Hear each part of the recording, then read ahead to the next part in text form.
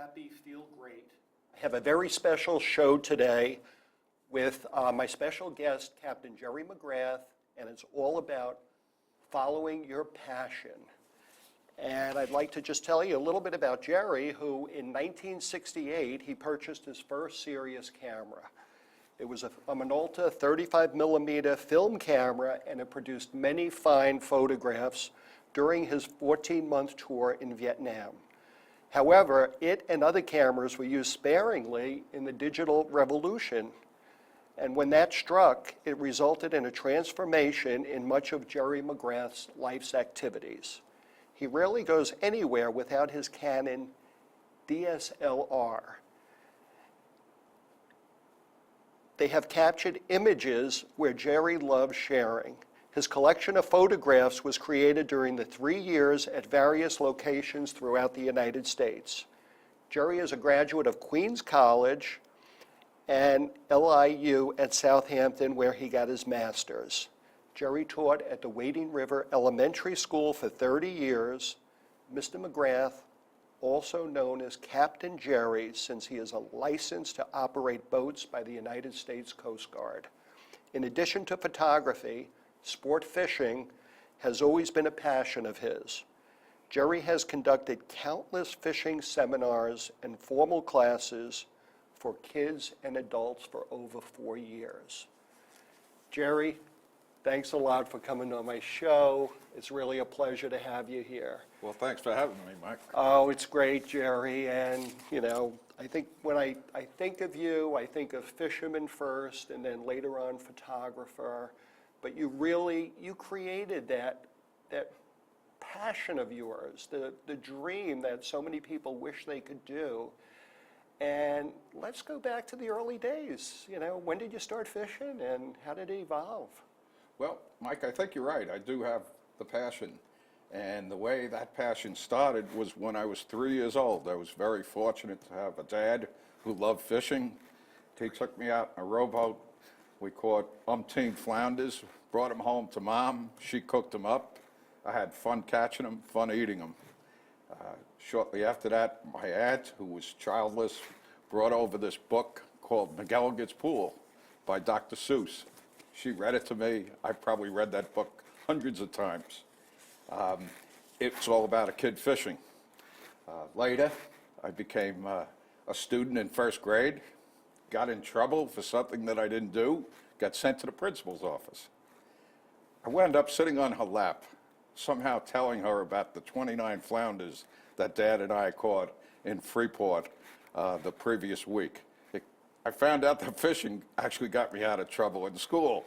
So this stuff, as a 6-year-old, I said, this fishing stuff is pretty darn good. Oh, that's great. The rest is kind of history. Dad took me out on a deep sea fishing trip. I caught a big codfish. I always remember the captain shaking my hand. After that, we moved out to eastern end of Long Island at Baiting Hollow.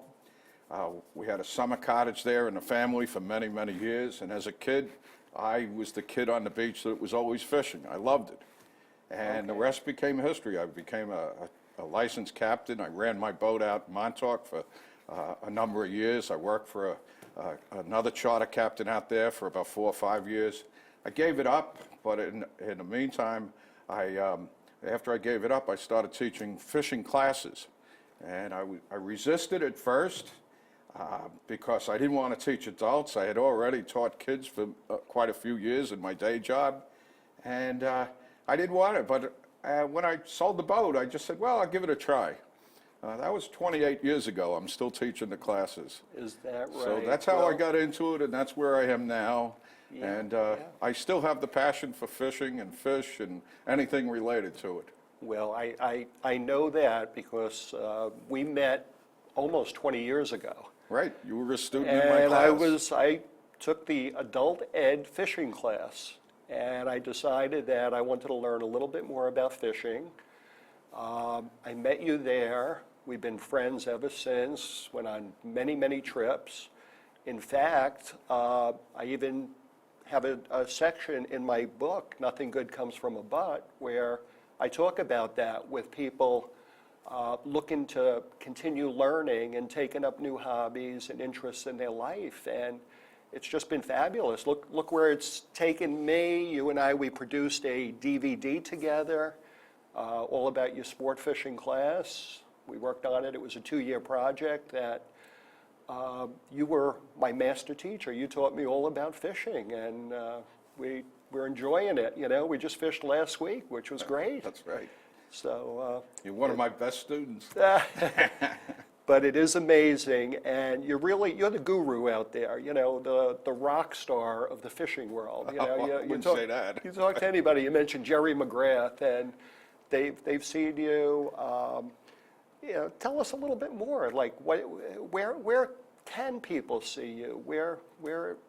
Well, for those 28 years, I taught in the adult ed programs, and I expanded shortly after that by speaking at libraries. I took the whole program on the road, so to say, and I've been probably at about 80% of the libraries on Long Island, speaking individually on one-night appearances. Sometimes I'll do 3-night appearances where I teach what I teach in the adult ed classes on 3 consecutive Tuesdays or something like that. But I also continue to teach kids. I have a Fish and Kids program that is also available Really? for librarians to hire me to come into the library speaker's room and present a PowerPoint presentation all about kids fishing, encouraging kids how to fish. That's wonderful. That's And I wonderful. also do the adult programs with the same emphasis on fishing, but the emphasis would be on adults fishing. In addition to that, I was very fortunate.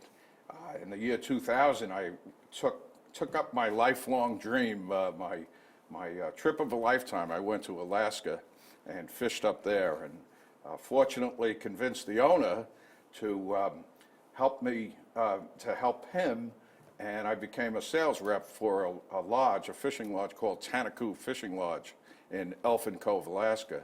And since that time I went up as a customer, I've been going up as a freebie for 14 years because I promote the lodge.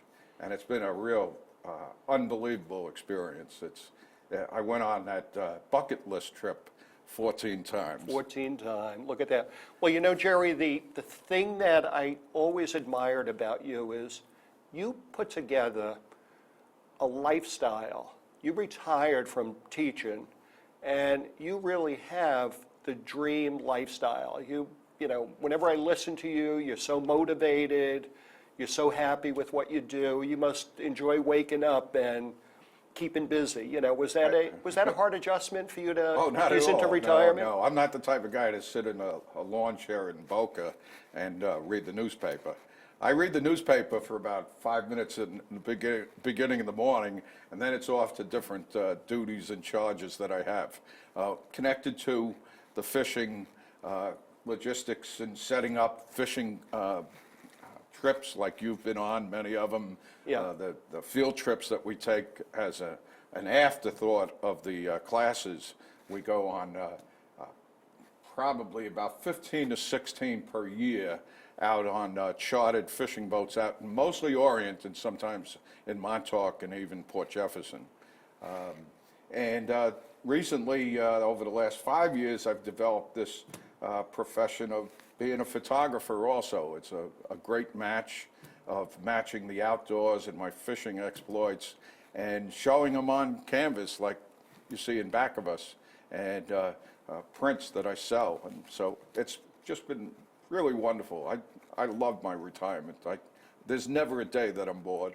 Well, that's, you know, whenever I talk to you, that's really, you're so busy, and it's not even that you're not bored, but you're doing what you love doing. You really put it together. Now, it must have taken a lot of planning, getting ready for your retirement to be able to have that transition and set yourself up for that. Yeah, it evolved. I guess the adult ed program was the first thing to spark everything, because once I started teaching adults and I enjoyed it, I found the resistance I had in the beginning wasn't there after the first year that I did it. and I wasn't as intimidated as I thought I would be, and I continued to do it. And then I improved the program. I built up enough confidence in what I was doing and presenting, and people told me that they enjoyed the program, they liked the field trips. So I continued doing that, and then retirement was easy. It was just falling into what I was already doing in the adult ed program. I was also fortunate the Suffolk County Department of Parks and Recreation called me and asked me if I'd do the program for them. And at the same time, Wow.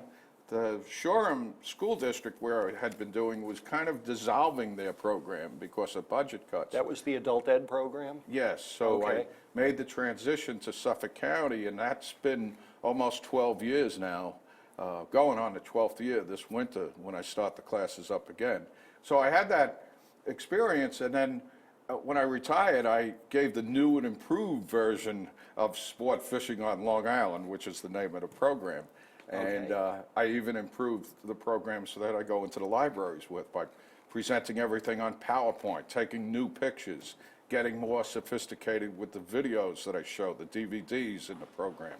And also having more time on my hands being retired, I was able to get more of the experts in fishing. The charter captains that maybe I didn't have time to call them earlier when I had my day job. This time I have a slew of captains that are at my fingertips almost to call, and they can help me, and I help them promote their business. So it's a nice situation. Yeah, So yeah. I really enjoy it. You know, It's been easy. It's just wonderful, and I think you're a real inspiration to people who are watching this show, because there are so many people that they like doing things, but they're afraid to retire, they're afraid to make major changes in their life. Sometimes they're stuck just doing the same mundane things every day. And you took that passion that started when you were 3 years old. And what a great story that was, you know, and to see how it evolved, that, you know, to this day you love fishing, but you brought this other element into it. And I heard you say a few times already, photography. You took pictures via PowerPoints, or, you know, probably you had picked before PowerPoint. How were you even doing your presentations? Oh, it was basically slides. I take film. I had the film camera in those days, and I take slides, and then I put them into a slideshow with the old carousel projector, and put them onto the projector, and it would just rotate around. And I did that for years. I still have some of them in the archives of my basement. Sure. But the PowerPoint has made things so much easier and much more improved and more Oh, yeah, yeah, sophisticated. yeah. The photography then, once the digital revolution came, I bought point and shoot cameras, and I went through about 3 of them, and that was pretty good. I took a lot of shots without any slides, all in the little memory card, and then a funny thing happened. On one of the trips from Alaska, I had a friend of mine take a picture of me holding a big fish, which you see right here. And that propelled me to buy my first really good DSLR camera. The reason being, I submitted that picture into the Alaska Airlines fishing photo contest. And This picture right here This that we're looking picture, at, right. is that right? And lo and behold, 6 months after I entered the photo, I got an email, and it said, "Congratulations." So I opened up that subject, that email, and it said, "You won first place." First place? And first place, Wow. first place prize was 2 round-trip tickets to anywhere in the United States that Alaska Airlines flew out of. So my wife and I decided that we would take full advantage of the value of that round-trip ticket, and we went to Hawaii. And because we Nice. were going to Hawaii, I had to buy a good camera, and that's this type of camera, the DSLR. So I bought that, and once I came back, I put together an album, brought the camera up to Alaska, took better pictures. People were asking me to make albums for them from their trip, a memento from their trip. So I had about seven or eight friends that had been up to Tanaku Lodge with me, and I made 7 albums for them. and they paid me for it.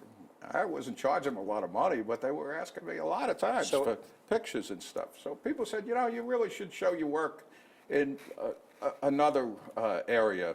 So someone who was connected to the library said, why don't you bring your pictures into the North Shore Library? So I did, and they liked my pictures. And the rest is kind of history.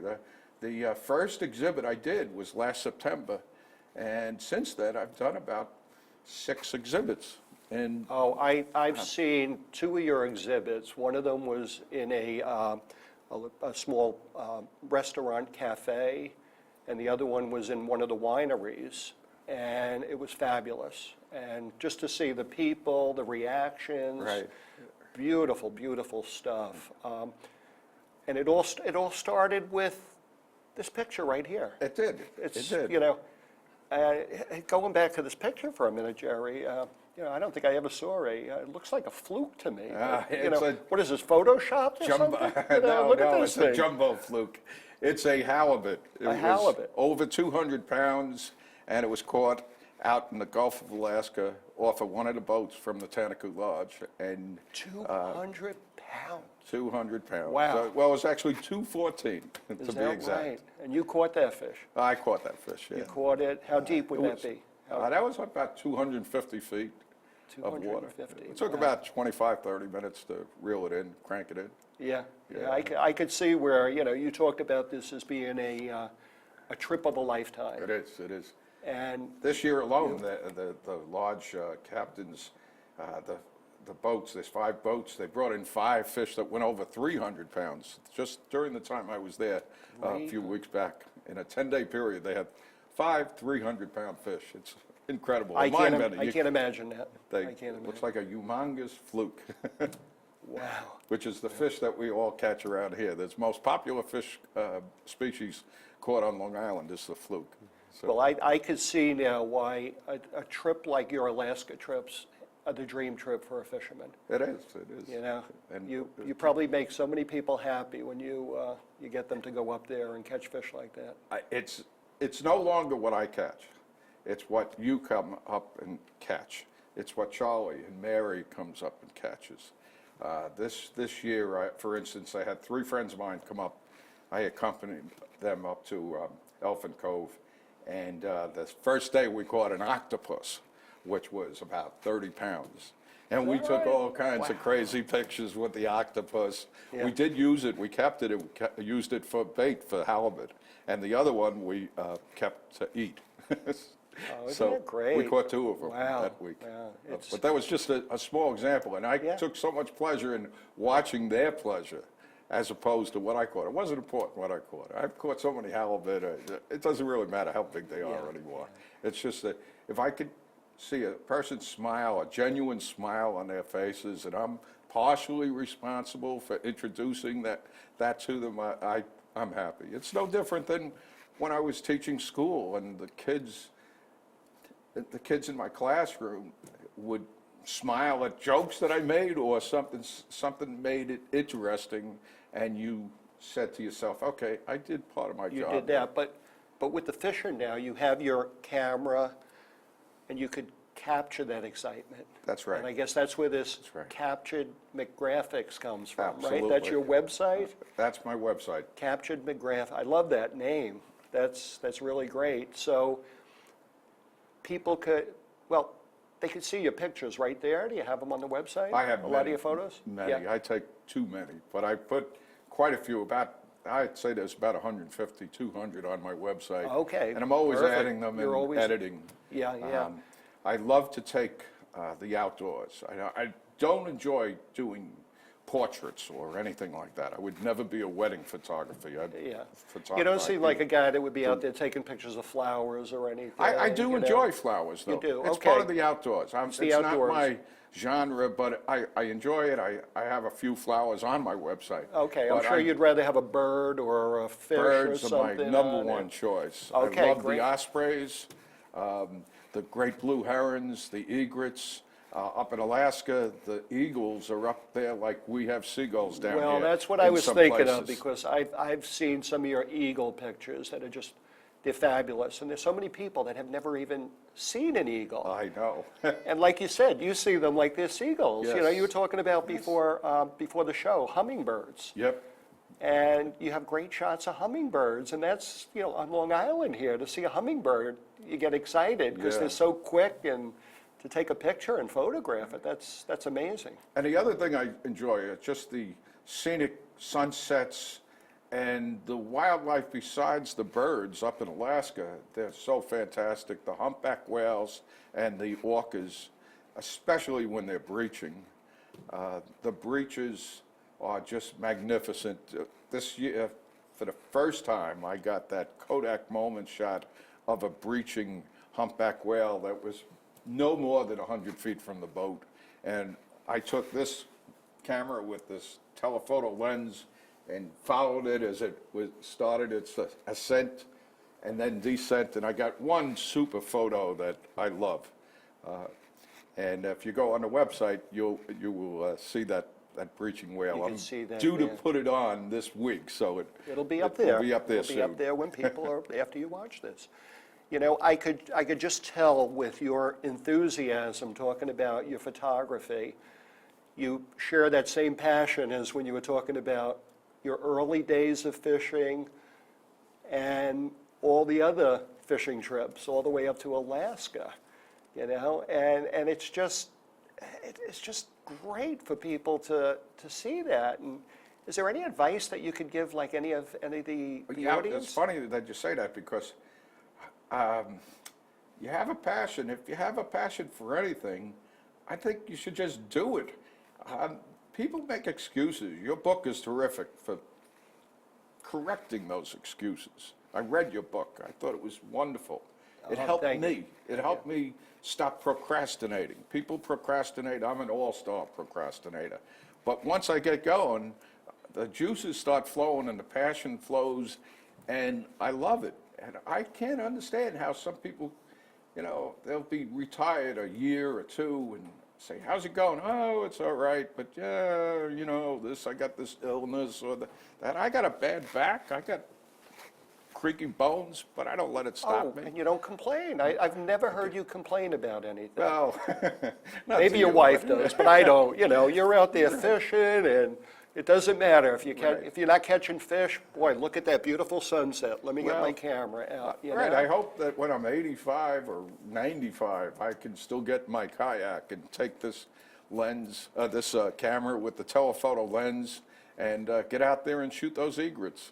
Yeah. Last night I was out down at the Wading River Marsh, and I decided to go to an old spot where I would photograph the egrets, and lo and behold, there they were. It was the first time this year that I had seen them. I had given it a hiatus for a while, and I just got so excited seeing them in the trees. There's this one spot where about as many as 40 egrets will sleep for the night. Yeah, And the only disappointment was I had the camera on the wrong adjustment. I found this out later, but it didn't really matter. I looked at the whole picture. Okay, I didn't get the Kodak moment picture last night, but I'll be back tonight or next year or, you know, whatever.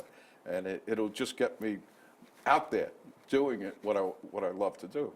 Must be nice. You said taking your kayak out. It's just you and nature. It is. Really. It is. And so many people right here on Long Island don't realize how if you go into a place like a salt marsh and you're careful and you get in a kayak and explore, once you are a football field away from the parking lot, it becomes another world. And you hear the sounds that you don't hear normally. You feel like you are just one of the living creatures, whether it's a fiddler crab in the marsh, or it's a green heron that you just spotted, or one of those Canada geese. It's a world that most people don't even know that are there. That's Oh, there. yeah, it's And another I world. know, I Yeah. love going in there. And the other thing I want to say is that buying a kayak was one of the greatest investments I ever made, because I look at it as a second telephoto lens. This lens is a 100, 400 millimeter telephoto. But to get really good quality pictures, if you're a photographer, you have to get close in a lot of cases to get especially a bird or an animal of some kind. And the kayak allows you to do that. It extends your lens so that you can creep up on that great blue heron and take a shot where you can actually see the color in his eyeball, or her eyeball. So, Yeah. Now, do you go out taking photographs year-round? I do. Is it- I or is do. it a seasonal? Yeah. Sometimes I trudge through the snow, and I'll put on the winter clothes and see what's out there. Although it's limited. The temperatures are down low. You may not want to go when it's below 20 degrees, but I get out there.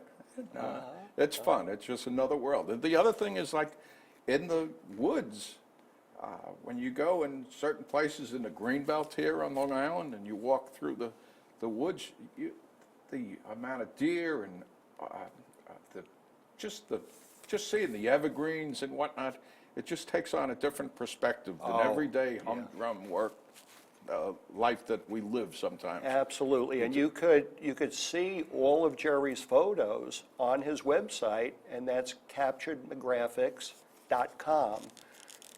Jerry has been just an inspiration to many people. He has trained so many people to fish. His trips are marvelous. He mentioned a few times Tanaku Lodge up in Elfin Cove, Alaska, catching 300-pound halibuts.